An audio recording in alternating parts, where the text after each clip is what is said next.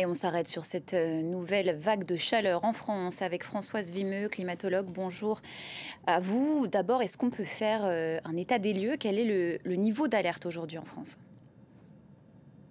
Alors aujourd'hui, hein, vous avez montré les cartes. On a un certain nombre de départements en vigilance rouge, hein, ce qui est assez rare. On attend des températures cet après-midi aux alentours de 40 degrés dans la moitié nord et peut-être un peu plus dans la moitié sud. Donc vraiment une vague de chaleur exceptionnelle, pas encore au niveau de celle qu'on a connue en juin 2019, mais pas loin.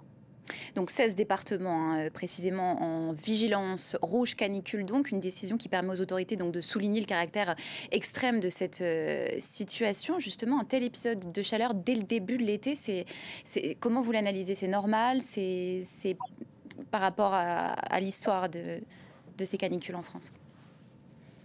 Oui, alors en fait, hein, avoir une telle vague de chaleur au mois de juin, hein, ça paraît exceptionnel, mais en tout cas, c'est pas surprenant dans le cadre du réchauffement climatique. En tout cas, nous, en tant que climatologues, on n'est pas surpris hein, de voir de telles vagues de chaleur qu'on connaissait auparavant au cœur de l'été, en juillet, en août.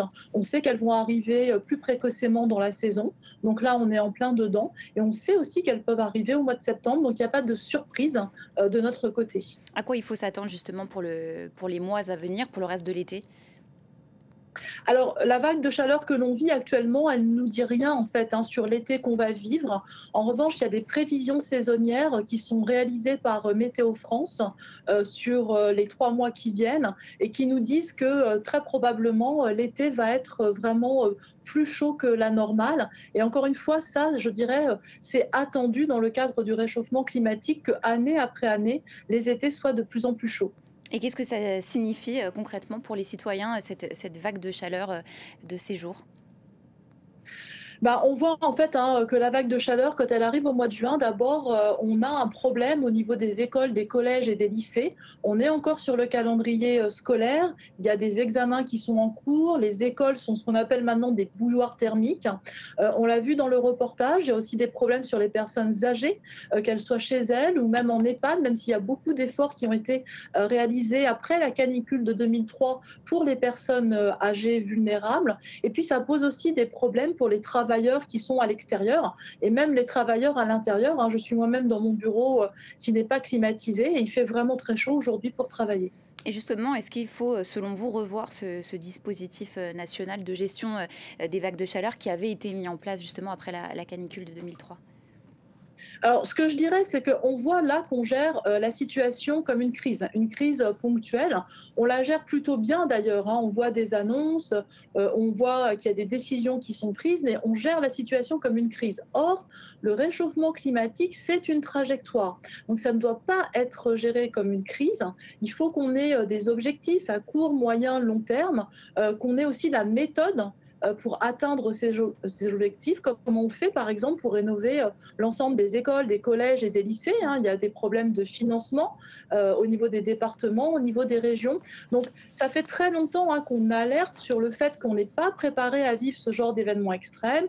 Le Haut Conseil pour le climat l'a rappelé plusieurs fois ces dernières années. Et finalement, année après année, on subit et on a voilà, des gestions au jour le jour de la situation. Quid du reste de l'Europe? La situation reste extrêmement préoccupante, hein, avec 46,6 degrés enregistrés dimanche au Portugal. C'est un record, ça, pour un mois de juin. Il faut s'attendre à des étés de plus en plus chauds. Jusqu'où ça peut aller?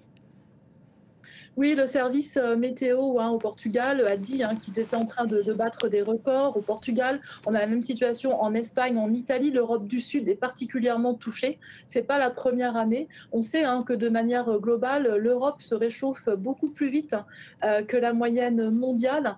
Et il faut s'attendre à ce que dans les années à venir, ces situations se répètent.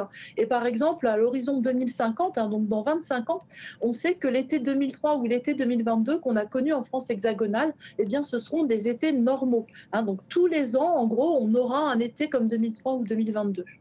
Françoise Vimeux, climatologue, merci pour vos précisions.